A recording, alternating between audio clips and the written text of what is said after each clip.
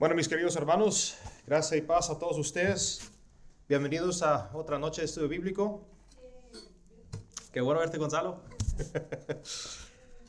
Esta tarde estamos regresando a nuestro estudio de la confesión de fe bautista, la confesión bautista de fe de 1689.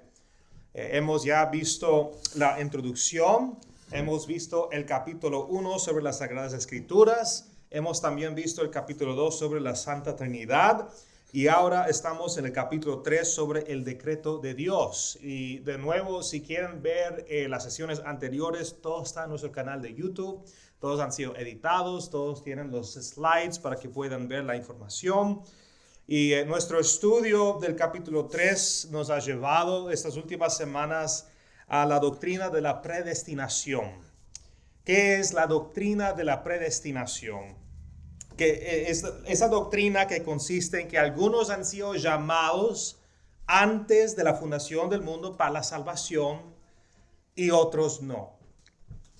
Aquellos que no son llamados sufrirán la justa consecuencia de su pecado. Y eso es enteramente su propia culpa, porque sus voluntades, aunque están esclavizados al pecado, son enteramente suyas y por lo tanto son los únicos culpables de sus violaciones de la ley de Dios. Entonces, de nuevo, si quieren entender esta doctrina más, quieren entender cómo la palabra de Dios testifica que algunos son llamados para la salvación y otros no, y que esto solamente existe dentro de la voluntad y la mente del Señor, y que esto ha sido revelado por su palabra, pueden ver las sesiones anteriores en nuestro canal. La última vez que nos reunimos para estudiar este capítulo, estábamos terminando el sexto párrafo o la sección 3.6 en el libro. ¿Cuántos tienen sus libros hoy en día? ¿Cuántos necesitan un libro para que puedan estar al tanto? ¿Pueden tomar de prestado?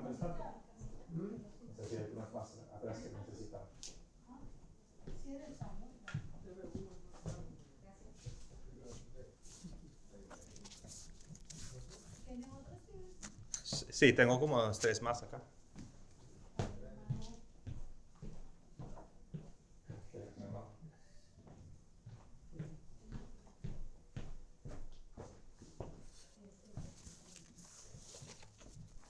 Bueno, entonces la última vez que estábamos viendo esto, estábamos en la sección 3.6 y en ese párrafo, aunque tenemos un último párrafo para considerar, había una pregunta que dejé sin respuesta, una pregunta que sí me lo hicieron después del estudio la semana pasada, pero no entré en tanto detalle porque esta noche voy a hablar sobre ese asunto. Y aquí está la pregunta. ¿Qué pasa con aquellos que parecían ser de los elegidos de Dios, los llamados de Dios, pero luego volvieron al mundo? Esa es la pregunta.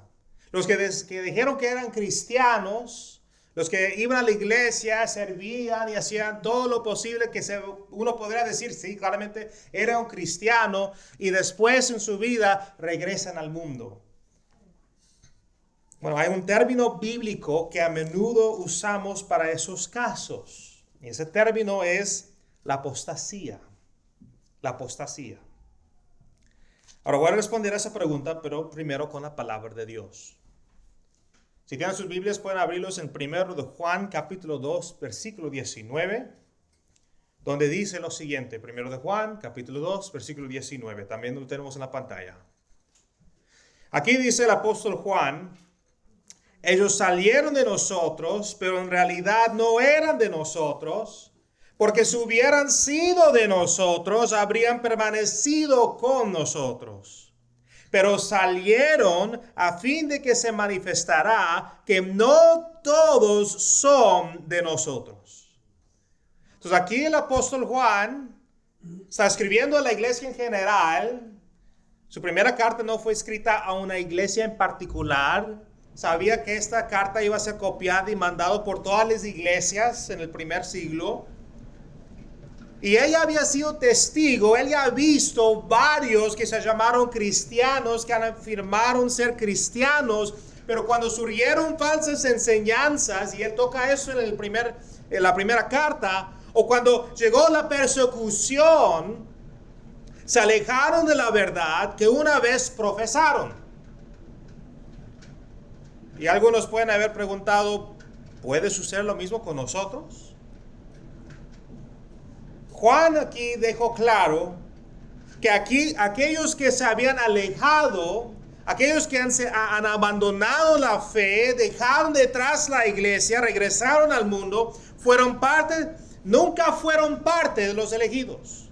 Nunca fueron parte de los escogidos de Dios. Porque si lo fueran, habrían perseverado en la verdad.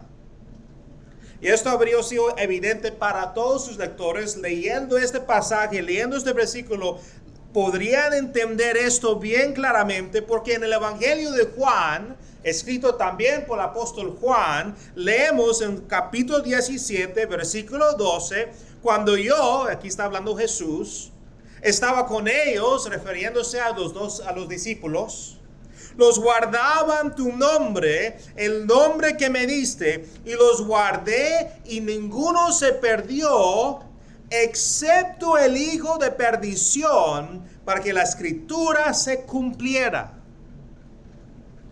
Entonces, aquellos a quienes Dios ha escogido antes de la fundación de la tierra, es decir, antes de la creación, antes de que fueron creados Adán y Eva, antes que fueron creados la tierra y todos los planetas, aquellos a quienes Dios ha escogido antes de la fundación de la tierra han sido dados a Jesús, entregados a Jesús, la segunda persona de la deidad trina. Y Jesús declara aquí en su oración al Padre, porque Jesús está aquí orando, que Él ha guardado a aquellos a quienes Dios ha llamado hacia Él. Por otra parte, que dice que es el Padre en el Evangelio que trae a la gente a Jesús. Ahora, el único que no fue guardado aquí, como menciona Jesús, fue Judas Iscariote. Porque aunque Jesús lo llamó para ser uno de los 12, no fue llamado desde antes de la fundación de la tierra. Es decir, uno que no era elegido, uno que no era entre los escogidos, tenía que estar entre los 12 que Jesús escogió para hacer lo que las Escrituras habían profetizado, que era ¿qué? Entregar al Hijo de Dios a la muerte.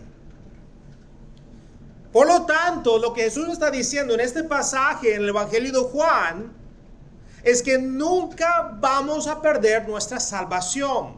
Los que son escogidos de Dios, los que están en Cristo, nunca perderán su salvación. Pero tengo que añadir algo más que no mencioné la semana pasada.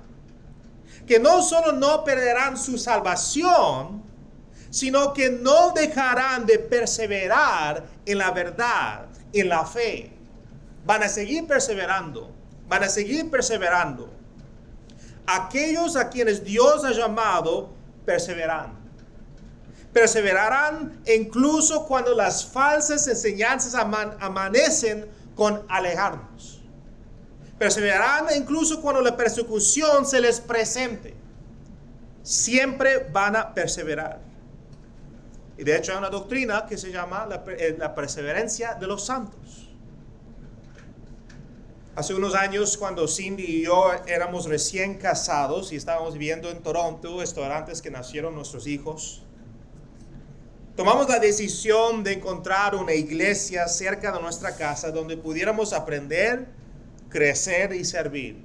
Ambos teníamos nuestras iglesias antes de casarnos, pero queríamos como una pareja escoger un lugar donde podríamos congregarnos y también crear una familia. Bueno, encontramos una iglesia que no estaba tan lejos, una iglesia de hecho que probablemente sus miembros eran del Caribe, y parecía ser una iglesia saludable. Incluso tenían sus sermones en el canal local en Toronto de Rogers TV. Entonces ahí veíamos un poco sobre sus sermones para poder conocer un poco más. Conocí al pastor. El pastor afirmó enseñar la palabra de Dios y nada más. Recién incluso esa iglesia empezó su instituto de aprendizaje bíblico. No era exactamente como un colegio o un instituto o un seminario, pero era como el plan, la semilla para llegar ahí. También estaban bien activos en el evangelismo, tenían personas afuera dando tratados, compartiendo la fe. Yo creo que estuvimos ahí casi un año completo, tal vez un poco más, no me acuerdo bien. Pero a medida que pasaba el tiempo, y aunque se me dio la oportunidad de enseñar y predicar, nos sentimos cada vez más incómodos ahí.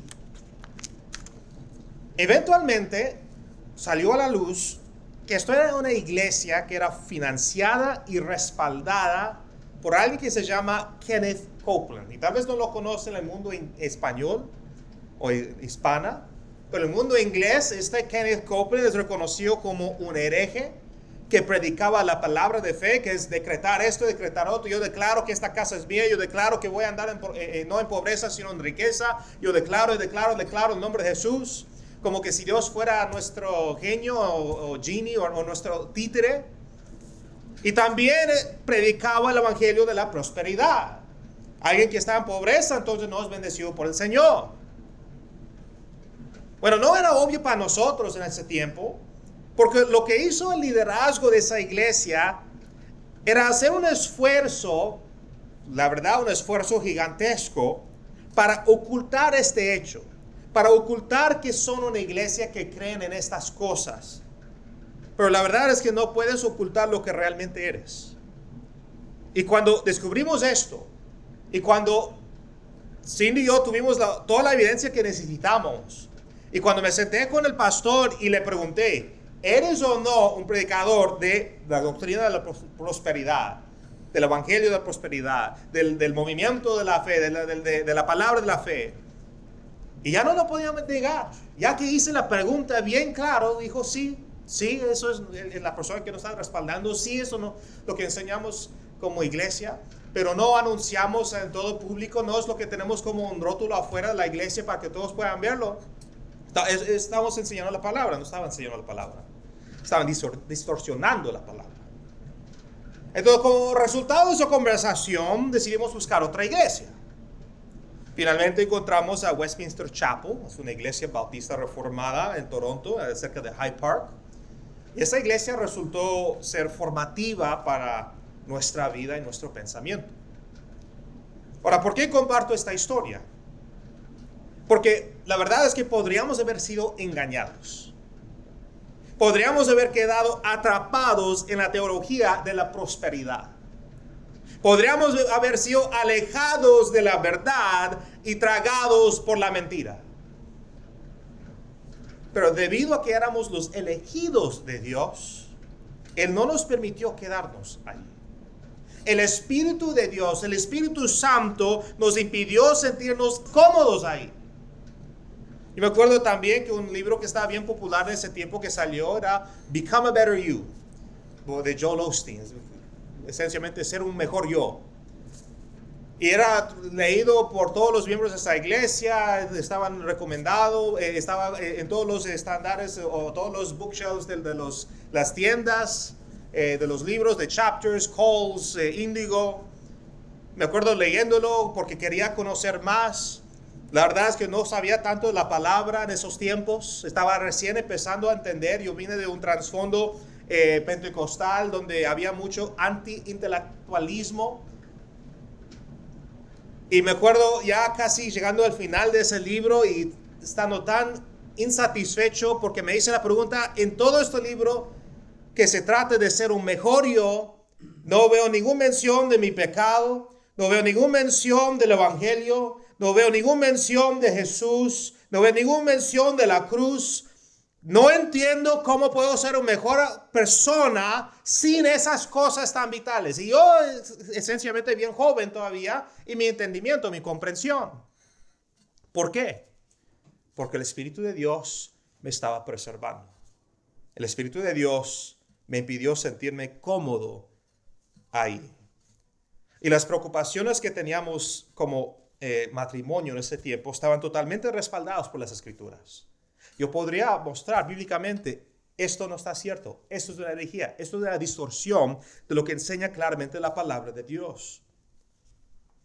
Entonces, si alguien te dijera, siento esto o siento lo otro, pero no tiene una razón bíblica de por qué se han mudado de iglesia o por qué dejaron su iglesia local, entonces no tenían una razón justificable ante el Señor para abandonar su comunidad de fe. En nuestro caso sí teníamos una razón justificable, una razón bíblica de mudarnos de iglesia.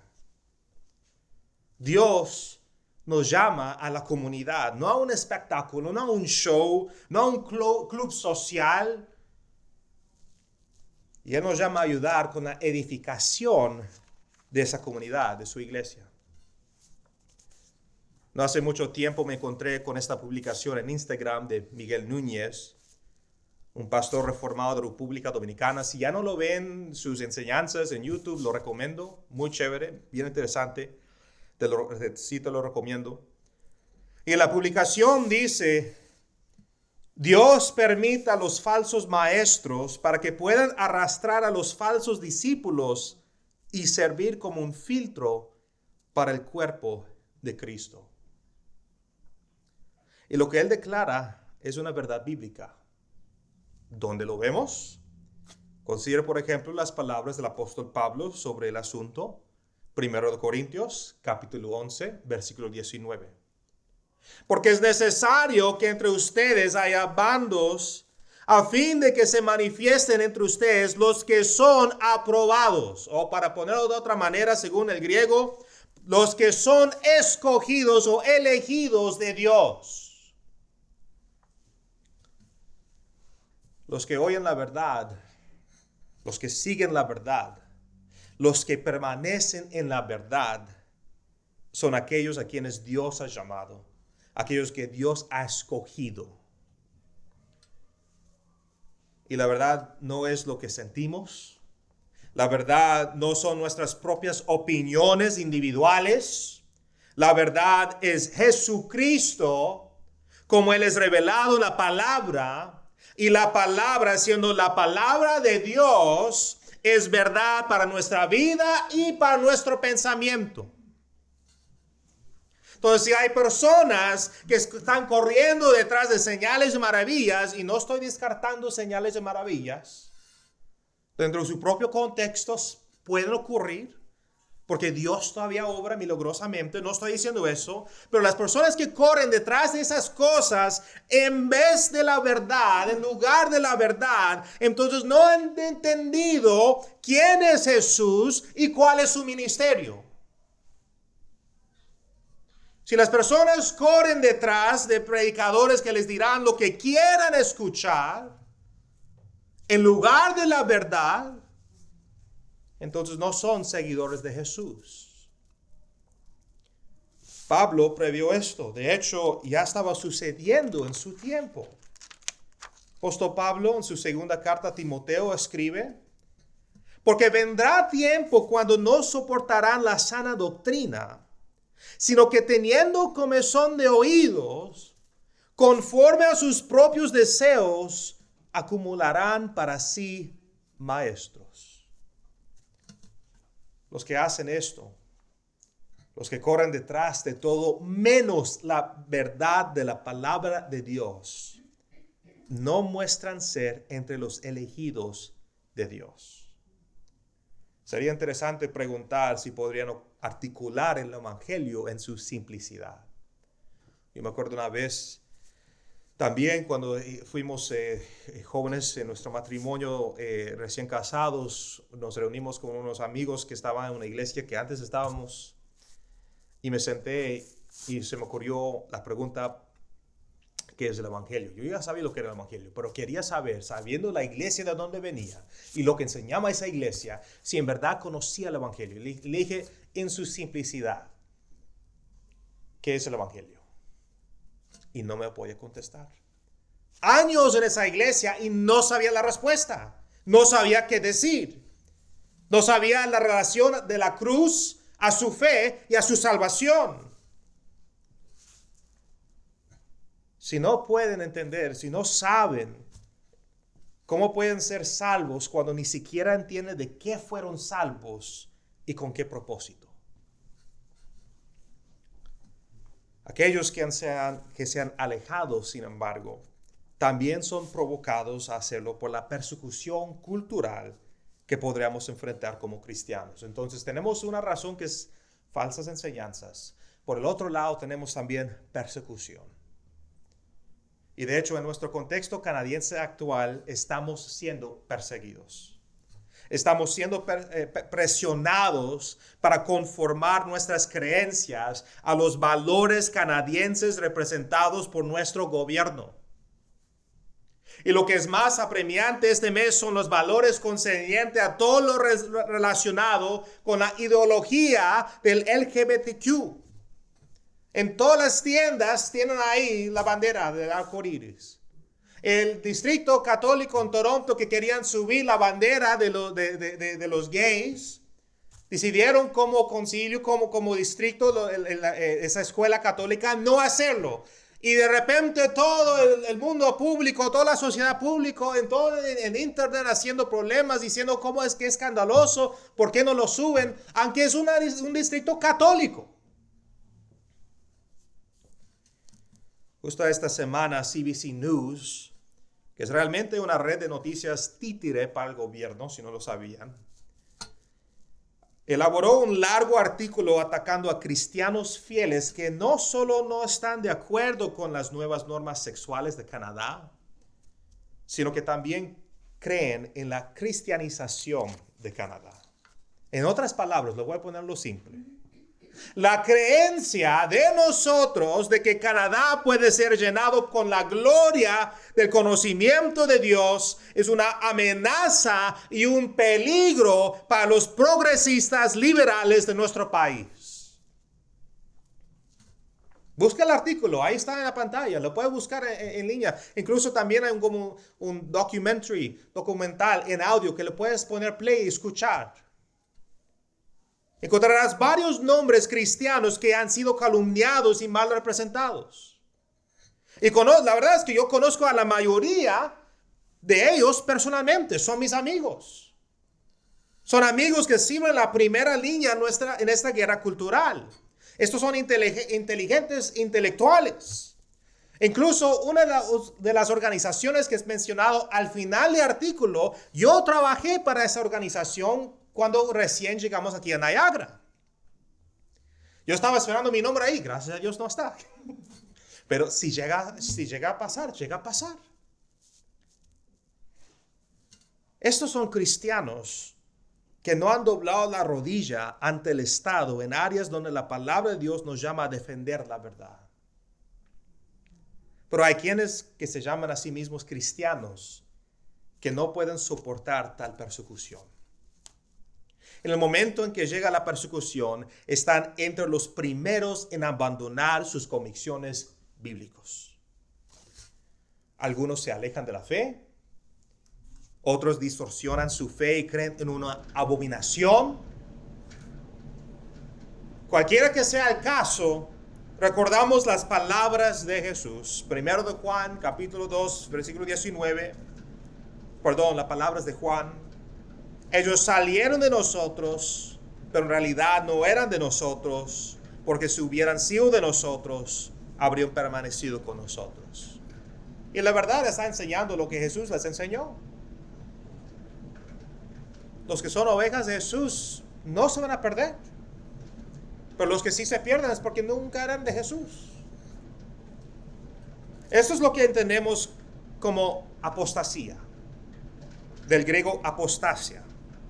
Ahora, hay dos maneras en que podemos usar el término apostasía. En el primer sentido, la primera manera, apostasía se puede hacer referencia a aquellos que se han alejado de la verdad original de Dios. En otras palabras, pecadores en general. Pero el segundo uso del término es en referencia a aquellos que supuestamente se convirtieron al Evangelio y luego se alejaron. Estamos hablando esta tarde sobre el segundo uso del término, no el primero.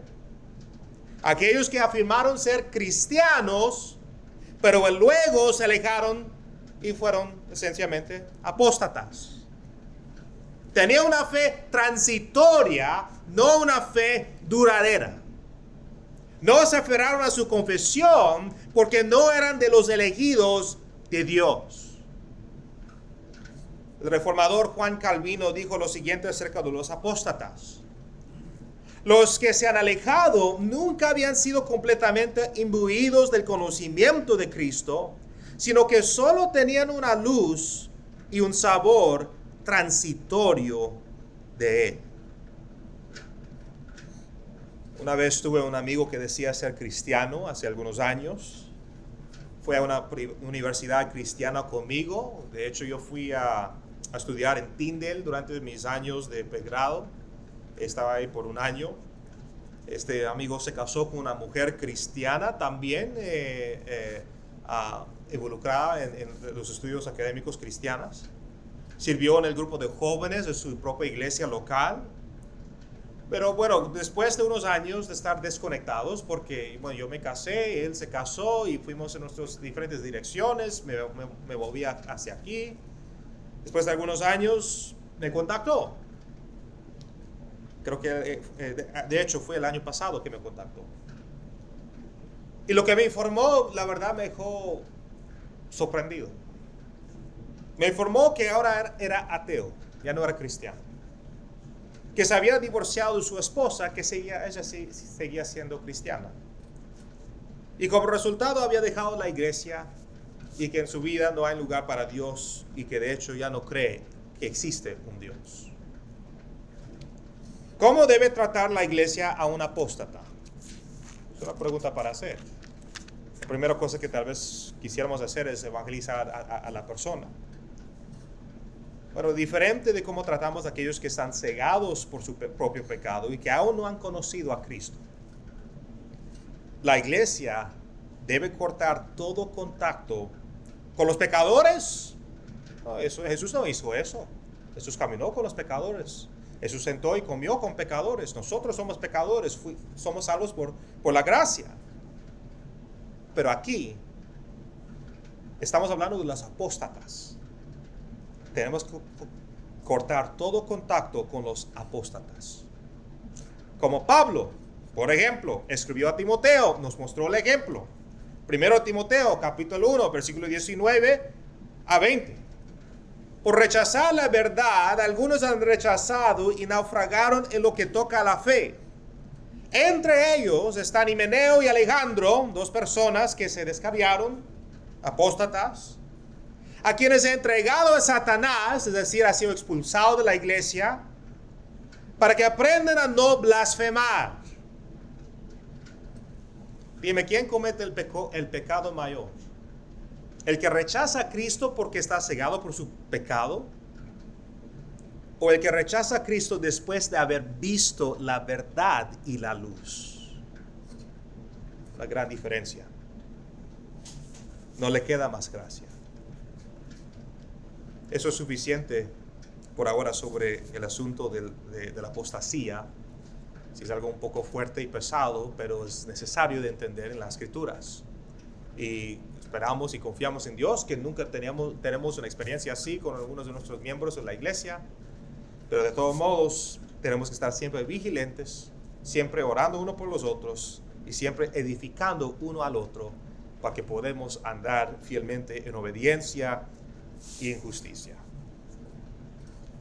Vamos a ver el último párrafo del capítulo 3 de la confesión para terminar nuestro estudio esta noche. Si lo tienes, sección 3.7. 3.7. No tengo una copia aquí, entonces no sé cuál página es. ¿Cuál página? 20. Página 20. Muchas gracias, mi hermano. Y esto es lo que dice el párrafo. La doctrina de este profundo misterio de la predestinación debe ser tratado con especial prudencia y cuidado, para que los hombres que estén prestando atención a la voluntad de Dios revelada en su palabra y están rindiendo obediencia a esta, puedan por la certeza de su llamamiento eficaz estar seguros de su elección eterna. Así, esta doctrina proporcionará motivo de alabanza, reverencia y admiración a Dios, y de humildad, diligencia, abundante consuelo para todos los que sinceramente obedecen el Evangelio.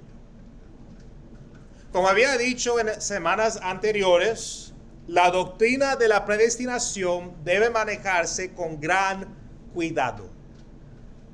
No podemos andar declarando con absoluta certeza quién es y quién no es elegido.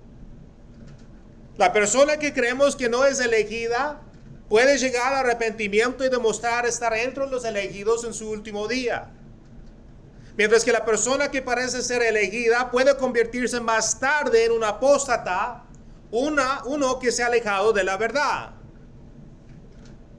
Entonces no podemos ir por allá y por aquí diciendo esta persona sí es entre los elegidos y esta persona no, porque solo Dios lo sabe. Pero sí podemos tener certeza de nuestra propia convicción y salvación y que somos elegidos de Dios. Y según las Escrituras deberíamos presuponer que los que están entre nosotros son elegidos de Dios, sabiendo que Dios sabe los corazones del hombre. Pero ¿por qué entonces Dios nos revela esta doctrina a través de su palabra? La confesión explica precisamente eso, para traer alabanza, reverencia y admiración de Dios. En esta doctrina aprendemos de la soberanía de Dios. En esta doctrina aprendemos de la providencia de Dios, de la gracia y el amor de Dios. Se nos da más que una amplia razón para alabar, para reverenciar y admirar a Dios. Pero eso no es todo. También es para llevar consuelo a todos los que perseveran en la fe, a todos los que son humildes y diligentes a la luz del Evangelio. Como dijo Jesús en Lucas capítulo 10, versículo 20, sin embargo, no se regocijen esto de que los espíritus se les sometan, sino regocíjense de que sus nombres están escritos en los cielos. Y esos nombres nunca serán borrados, porque por gracia hemos sido salvos y por gracia seremos preservados y sostenidos. Y lo que está diciendo Jesús es, ustedes están contentos, hablando a los discípulos, están regocijando porque los espíritus malignos están obedeciendo tu palabra autoridad que yo les entregué, que yo les delegué. Pero la verdad, eso no es razón para regocijarse. Debería estar regocijando porque sus nombres están escritos en el libro de la vida y eso no se puede borrar. Estamos eternamente seguros en Él. Y estando en Él, seremos preservados y sostenidos, como Pablo escribió en Romanos capítulo 11, versículos 5 a 6. Y de la misma manera, también ha quedado en el tiempo presente un remanente conforme a la elección de la gracia de Dios. Pero si es por gracia, ya no es a base de obras, de otra manera la gracia no es gracia. Pablo, por supuesto, está hablando de los judíos en relación con la salvación. Está diciendo, eso es lo que quiso decir con un remanente elegido por la gracia. Está diciendo que aunque los judíos, como una nación, se han alejado de Dios, son apóstatas, sin embargo hay un remanente entre los judíos que son fieles al Señor, que creen en el Señor Jesucristo, Yeshua HaMashiach, Jesús el Mesías. Pero el punto es claro, lo que está diciendo aquí.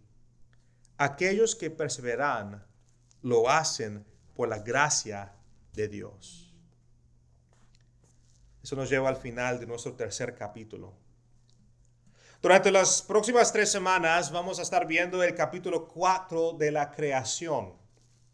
De la creación se llama. Y estas próximas semanas van a ser especiales. Porque el tema me va a permitir poder entrar en lo que se llama la apologética creacional. Voy a profundizarme en eso. No solamente voy a hablar sobre lo que enseñan las Escrituras, voy a explicar un poco sobre otros asuntos relacionados a la doctrina de la creación. Entonces, la próxima semana vamos a ver el relato de la creación de 6 días frente a otras interpretaciones, incluyendo el darwinismo y la evolución. Y la semana siguiente veremos la creación del hombre frente a la teoría de su evolución. Y la última semana de junio veremos el mandato de la creación. Entonces, si tienes amigos, si tienes familiares, personas que están interesados no solamente en la palabra de Dios, pero también en la ciencia y cómo podemos entender las evidencias científicas hoy en día, no dudes en invitarlos. Invítalos. Y podemos tener una discusión después. De hecho, el cuarto capítulo va a cerrar nuestro primer semestre antes de entrar en nuestras vacaciones de verano. No vamos a tener estudio bíblico en los meses de julio y agosto. Sí queremos organizar algunos eventos sociales durante esos 2 meses para poder seguir cultivando la comunidad, las relaciones entre hermano y hermana. La koinonia es la palabra griega que se usa en el Nuevo Testamento. Y en septiembre vamos a tomar de nuevo nuestro segundo semestre, donde vamos a estar viendo otra vez la confesión bautista. Pero entonces, para prepararnos para ese tiempo de julio y agosto de descanso, estas próximas 3 semanas van a ser pesadas. Vamos a profundizarnos más que hemos hecho antes. Y entonces traigo un lápiz, traigo un notebook, no sé cómo se dice en español, un cuaderno, gracias. Traigo un lápiz, traigo un cuaderno, prepárate para tomar notas. Vamos a entrar más en detalle sobre esos asuntos. Bueno, mis hermanos, por ahora seremos en oración. Si tienen algunas preguntas, me lo pueden hacer.